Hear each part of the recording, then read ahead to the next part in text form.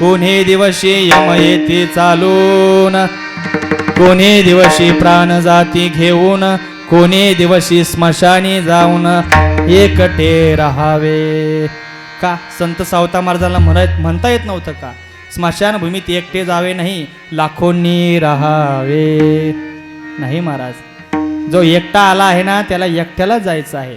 हे नाते संबंध बहीण भाऊ कोणी कोणाचं नाही महाराज, कोणी कोणाचं नाही. फार अवघड आहे. नाही रे नाही कुणाचे कोणी, नाही रे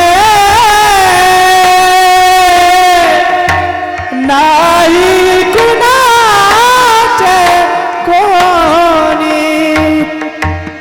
बहीण कुणाचे भाऊ कुणाचा, कोण कुणाचे सगळे सोय रे. कोण नाही महाराज कोणाचं, कोणी या ठिकाणी कोणाचं नाही महाराज. अंतकाळी आला तर एकट्यालाच मरावं लागतं. म्हणून संत सावता महाराजांना तळतळ करून सावं लागलं की बाबांनो, जाताना सगळे एकटे जाणार आहे. या 84 लाख योनीचा फेरा जर चुकवायचा असेल ना तर एकच काम करा. काय? फक्त भगवंताचं नामस्मरण. विठाला विठाला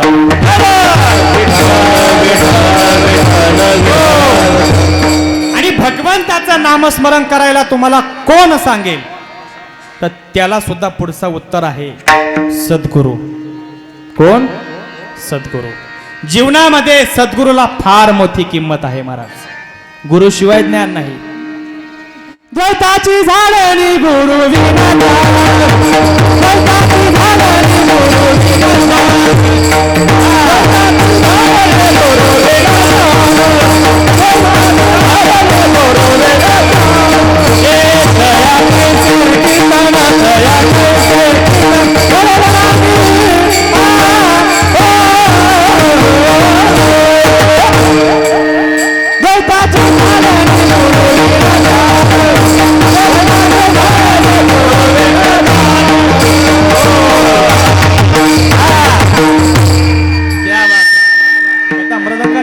जोरदार टाळ्या वाजवा.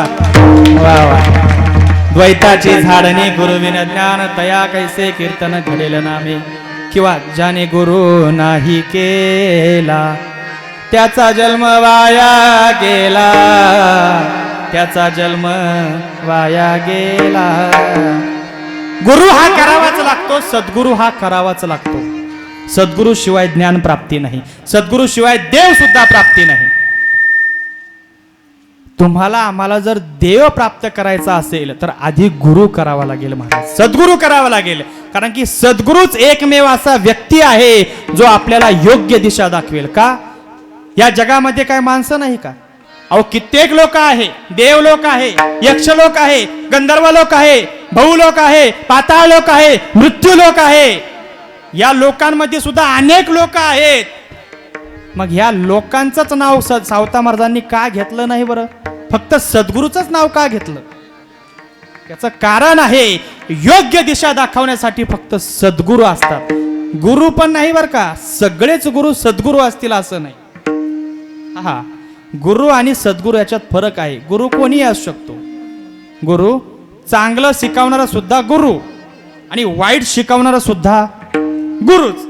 पण सद्गुरू हा शब्द एकमेव, सद्गुरू एकच मेव शब्द जो आपल्याला योग्य दिशा दाखवतो.